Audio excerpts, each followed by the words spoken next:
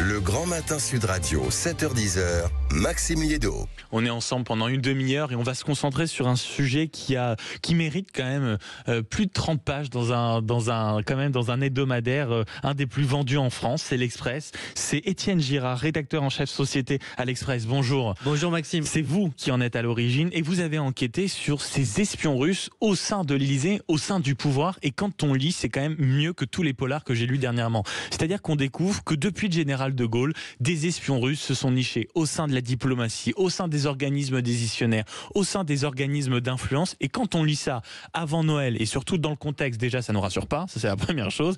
Et deuxième chose, on se demande quand même comment vous avez fait, et à quel moment un tel sujet, l'envie d'enquêter sur un tel sujet, vous est parvenu. Quelle a été l'étincelle? Oh mais je vais tout vous raconter. L'étincelle, c'est une affaire qui nous concerne, nous, l'Express. En réalité, en début d'année, en février, on a révélé comment Philippe Grimbach, notre ancien directeur, a renseigné le KGB, le service secret soviétique, pendant 35 ans. Révéler ça m'a donné envie de creuser encore plus. Et en creusant, il est vrai que j'ai trouvé des choses étonnantes, saisissantes, assez incroyables. Depuis le général de Gaulle, les espions soviétiques sont au cœur du pouvoir. Comment on le sait? C'est parce qu'à l'université de Cambridge, depuis 2014, se trouvent des documents extrêmement précieux. Ces documents, ils viennent de quelqu'un qui s'appelle Vassili Mitrokhin. Vassili Mitrokhin, c'est le premier lanceur d'alerte de l'histoire. C'était l'archiviste en chef du KGB. Et quand l'URSS tombe... Il a tout consigné. Il a tout consigné pendant 12 ans, jour après jour. Il recopiait tout dans la perspective d'un jour partir.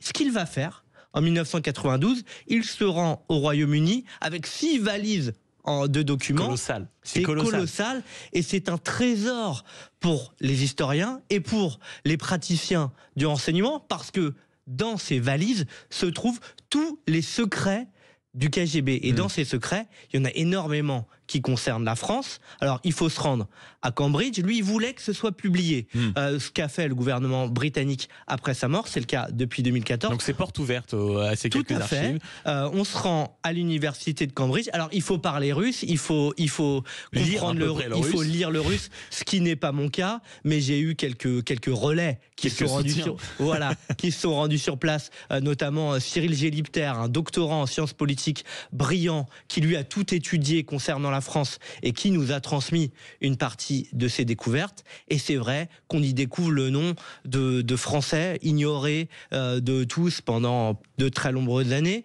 Il y a un député, Jacques Bouchacourt, il y a de très grands journalistes, un grand journaliste au Monde dont l'identité reste secrète parce qu'il n'y a pas son nom, mais on sait qu'il avait accédé au plus haut sphère. On va y venir dans le détail, mais vous avez tout à l'heure déclenché, on va dire, l'enquête avec ce qui était arrivé avec Philippe Grimbach, c'est ça? Racontez quand même, parce qu'il était directeur de l'Express et vous avez révélé quand même que c'était, on va dire, une ponte du renseignement russe. Racontez aux auditeurs de Sud Radio à quel point son influence était colossale et à quel point, en fait, sa place lui a permis de donner un maximum de renseignements. Alors, c'est justement ce nom de Philippe Grimbach, il figure dans les archives dites Mitrokhin à l'université de Cambridge, en toutes lettres. À partir de ce nom-là, j'ai fait l'enquête et j'ai découvert des choses très très étonnantes. De 1946 à 1981, il est l'un des principaux agents du KGB en France. Il dirigera l'Express pendant cette période-là, de 1976 à 1979. 3 ans. Oui, et il va être numéro 2 de l'Express pendant une dizaine d'années également. Et c'est un des principaux agents. Il rencontre les dirigeants du KGB à Moscou, il les briefe. Il était très proche de Valéry Giscard d'Estaing, président de la République, lorsqu'il dirige l'Express. Et ce qu'il fait, c'est qu'il est l'un des principaux informateurs, un peu l'expert sur la politique française du KGB. En échange, les soviétiques le rémunèrent grassement. Grâce à eux, il peut se payer un appartement à Paris. C'est ce qui figure dans les documents Mitrokhin. Et il est l'un des agents les mieux rémunérés, les mieux vus. Son pseudo, c'est Brock. Je me suis demandé s'il avait utilisé l'Express pour désinformer au profit de l'Union soviétique. Et les experts que j'ai pu consulter, parce que rien ne figure dans les archives Mitrokhin à ce propos-là, convergent en disant non. Parce que justement, sa couverture, c'était de paraître être un homme de centre droit. Tout le monde pensait que c'était un modéré de centre droit. Donc pas du tout sur le papier, on va dire, sensible à ce genre d'opinion ou de mouvement. Exactement. Et on l'aura pensé jusqu'à sa mort, puisque nous avons révélé, y compris à ses proches en début d'année, qu'il avait été un agent du KGB. Ils n'en revenaient pas. Ils n'en revenaient pas. Alors, hormis sa veuve qui, elle... avait vu quand même se douter de 2-3 trucs. Nous l'a confié, nous l'a confié un peu avant publication, que son mari lui avait dit. Mais c'était en réalité peu avant sa mort, qu'il avait été un des grands donc collaborateurs sur la fin de sa du vie, KGB. Et elle donne une explication. Ça, c'est intéressant, parce que homme de centre droit, proche de Valéry Giscard d'Estaing, espion au profit de l'Union soviétique, ça coule pas de source. En réalité, dans sa jeunesse, Philippe Grimbach était de gauche, voire d'extrême gauche. Il était très proche du Parti communiste. Une volonté d'être fidèle aux premiers amours politiques de sa jeunesse. En réalité, ça a commencé comme ça. On est en 1946. Il a fait son service militaire avec les Américains. Et il a été révolté du racisme, me dit sa veuve à ce moment-là, des Américains. Et c'est comme ça qu'il est recruté par les soviétiques, le camp du communisme, le camp du progressisme, le camp de l'humanisme, dit-on encore dans certains cercles à ce moment-là. Et en fait, le problème, c'est quand on commence à collaborer avec les soviétiques, on peut plus s'arrêter. On peut plus s'en sortir. Et vous le dites tout au long du papier, c'est les espions russes au cœur de l'Elysée. C'est à la une de Express à l'occasion du numéro double de Noël, et c'est encore en kiosque. Je vous le recommande. C'est les sommes en réalité qui sont faramineuses. Vous commencez notamment ce papier en parlant de millions d'euros. Vous parlez, et j'aimerais qu'on y vienne après, d'un diplomate. Et c'est comme ça que vous ouvrez votre papier, qui a été en fait grassement rémunéré au point d'avoir atteint quand même la somme de plusieurs millions d'euros, et c'était un diplomate encore en activité. C'est-à-dire que là, on plonge au cœur et au début de votre enquête. Alors ça, c'est effectivement le cas le plus récent, le plus dingue. On est en 2022, en avril 2022, le jour du premier tour de l'élection présidentielle. Des agents de la DGSI, le contre-espionnage français, arrêtent un Français en contact direct physique, une remise de documents réciproque avec un agent, un diplomate soviétique. Ce Français n'est pas n'importe quel Français, c'est un très haut cadre d'une très grande entreprise française. C'est important de le dire parce que ce type d'entreprise dite stratégique ne font pas que du business, ils ont des liens avec la politique, ils ont des liens avec les cercles les plus décisionnaires. C'est des liens presque diplomatiques à certains moments, c'est pour quand ils partent notamment en voyage, en déplacement avec les plus hauts ministres, que ce soit de l'économie ou même directement avec le président de la République, on sent qu'il y a véritablement un intérêt à traiter toutes les puissances étrangères avec lesquelles ils font des affaires. Ce que dit le contre-espionnage français, ce qu'ils me disent, c'est une source dite à très haute valeur ajoutée, donc qui livrait des renseignements très importants. C'était quoi ces renseignements? C'était des documents et des informations sur les cercles décisionnaires français. Qui prend les décisions? À quel moment? Qui sont les personnages clés? Comment les convaincre? C'est-à-dire les lobbyistes, les grands patrons, on va dire les dirigeants de communication, les ministres, les réunions, toutes ces informations précieuses. Absolument, mais avec une priorité au cercle politique, c'est-à-dire les cabinets ministériels jusqu'au plus haut niveau, donc possiblement Matignon et l'Élysée. Comment ça se passait? Depuis 10 ans, donc 2012 à 2022, au moins, ce Français était rémunéré clandestinement par les services secrets russes. Plus de 10 000 euros par mois. Ce qui fait une bonne allonge. Il a touché plus d'1 million d'euros des Russes sur cette période-là. Et comment ce Français est arrêté ce jour-là? En fait, les contre-espions français, la DGSI, s'en est rendu compte. Ils l'ont interrogé, ils l'ont interpellé et il a accepté de collaborer jusqu'à l'arrestation des espions russes. De jouer l'agent double en fait jusqu'à l'arrestation, bien sûr. Exactement. Et pourquoi je raconte ça? C'est pour ça que vous n'en avez jamais entendu parler de cette affaire-là. Il y a eu une sorte de marché entre le contre-espionnage français et cette personne-là. Il va aider à l'arrestation des espions russes. En échange, l'affaire ne passera jamais en justice et donc elle est en quelque sorte enterré, mais ça permet le démantèlement d'un réseau d'espionnage russe. En France, on est il y a 2 ans, simplement. C'est très très récent et en plus au beau milieu de la campagne présidentielle. Donc c'est aussi intéressant vis-à-vis de ce qu'on vit avec l'actualité. C'est-à-dire que dès qu'il y a quand même des flottements ou des périodes où l'État est concentré à faire autre chose, c'est des moments où on va dire où en coulisses ça s'active quand même la guerre informationnelle, la guerre diplomatique, c'est essentiel. Les Russes, ils ont cette culture de s'engouffrer dans chaque toutes les brèche. chaque faille. C'est vraiment. Alors, il y a un ancien dirigeant du renseignement français qui me dit cette phrase qui m'a frappé. Il me dit le renseignement russe, les espions russes, ils sont en permanence entre le génie et la stupidité bureaucratique. Et c'est très bien dit. Ça dit beaucoup de ce que peut être le problème d'un pays comme la Russie, tout consigner, les procédures un peu jusqu'à l'absurdité, mais le génie, c'est-à-dire une audace et une capacité à aller très loin dans la façon de procéder, dans ce que les autres n'oseraient pas. C'est ce qui s'est passé avec cette personne et qui a permis quand même une opération d'ampleur.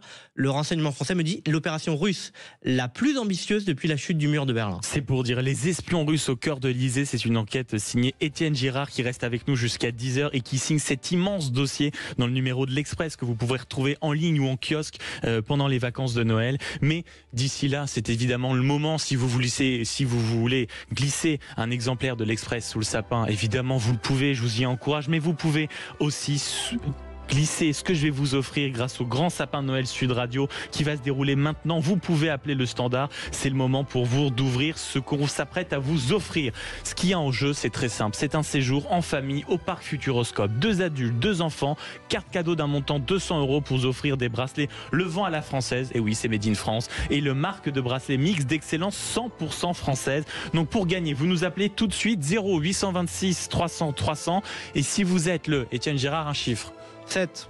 Si vous êtes le 7e appel, et ben c'est pour vous. Avant 10h, on échange au téléphone. Bonne chance et on se retrouve dans quelques instants. C'est Sud Radio. Nous sommes le 24 décembre et vous êtes sur la bonne radio. Quelle question?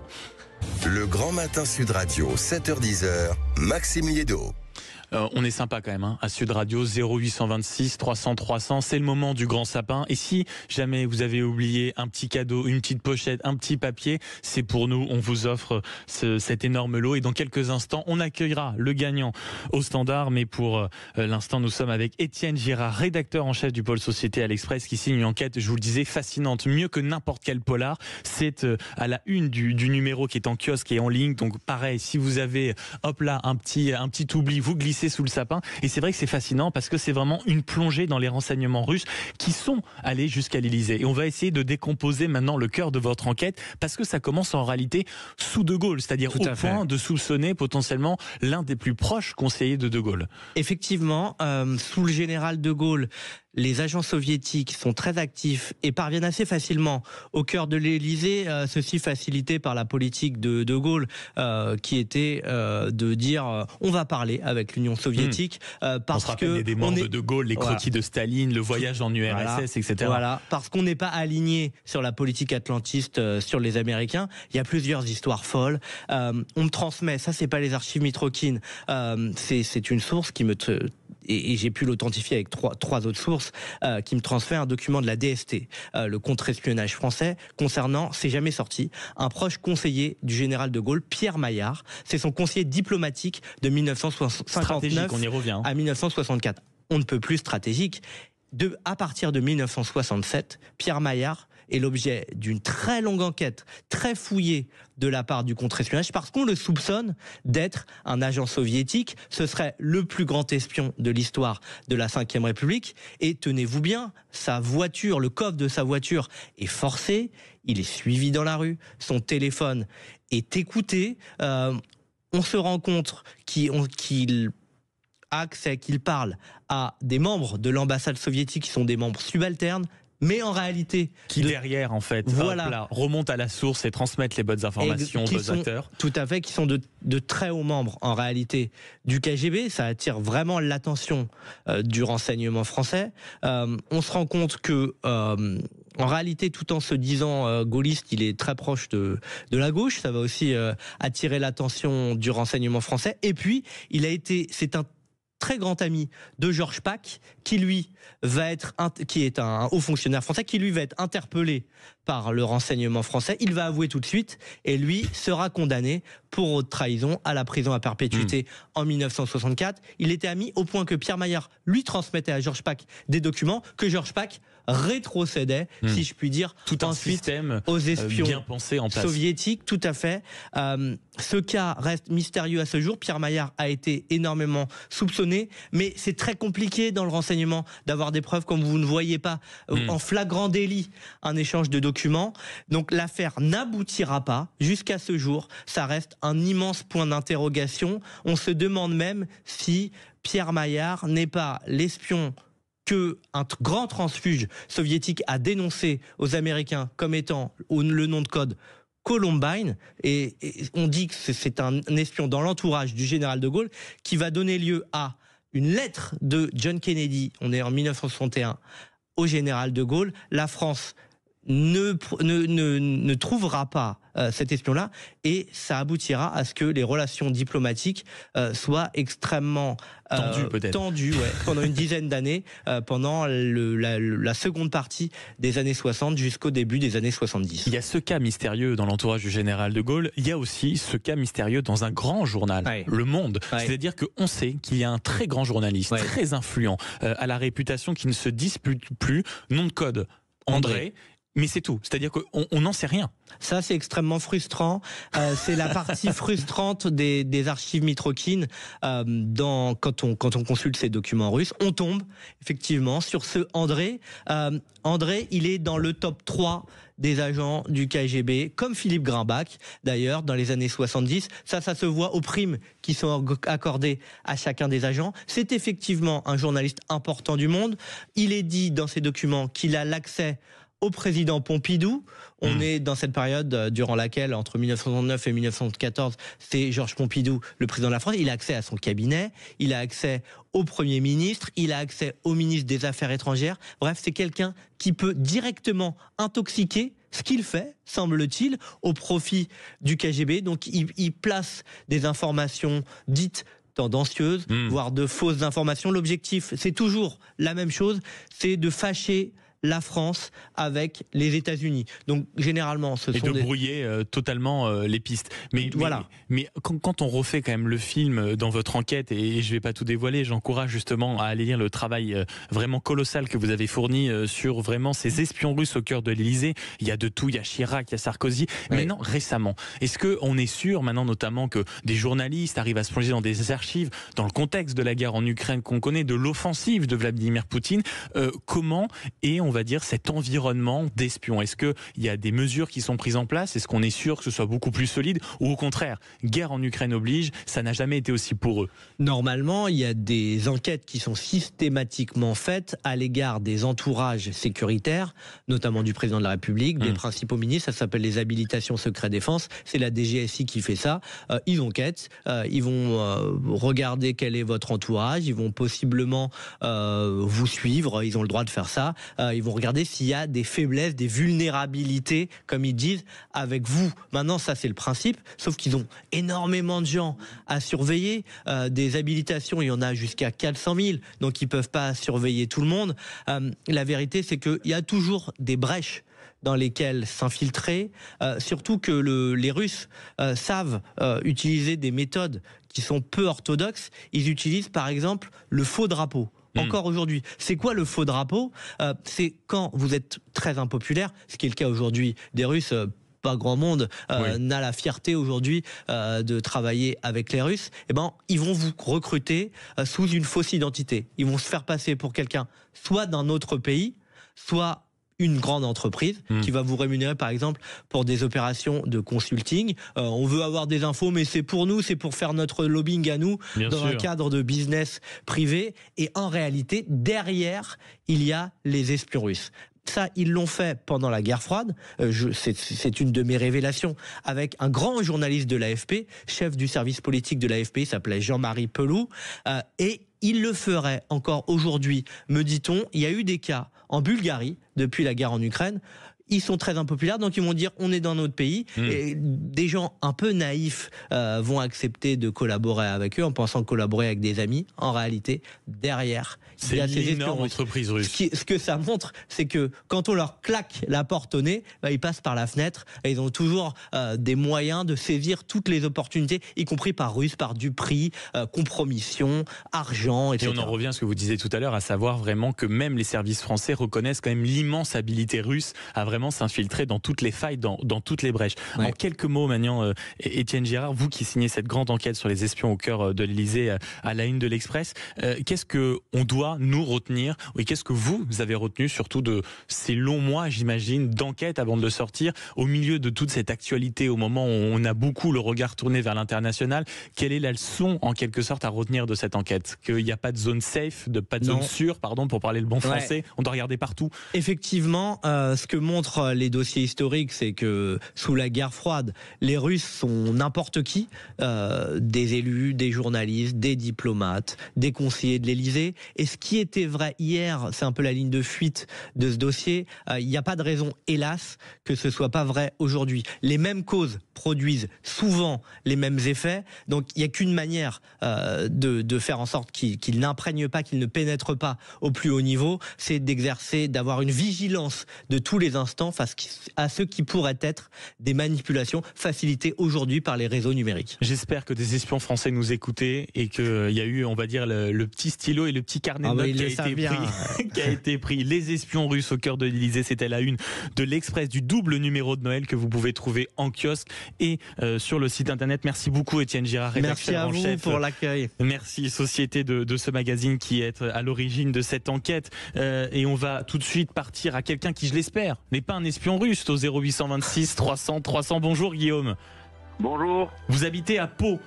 Oui, tout à fait. Donc rassurez-moi, c'est pas vous qui êtes à l'origine de la nomination de François Bayrou. Vous n'avez rien à voir avec ça. Non, c'est bon. Vous avez gagné, vous avez été le 7e appel au standard de Sud Radio. Vous avez le chiffre d'Étienne Girard, vous apportez bonheur. Félicitations à vous. Ah ben merci beaucoup. Vous gagnez votre séjour en famille au parc Futuroscope pour 2 adultes et 2 enfants, mais également votre tablette tactile offerte la tablette tactile offerte par la Confédération des buralistes, offrant donc un confort largement supérieur à votre téléphone.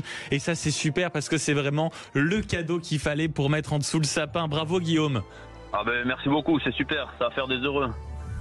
Eh ben oui, merci. J'espère que les enfants seront contents. Merci beaucoup de nous avoir appelés. Vous restez sur Sud Radio. Il est bientôt 9h et je vous souhaite évidemment un merveilleux réveillon et de belles fêtes. Et bonne fête à vous aussi.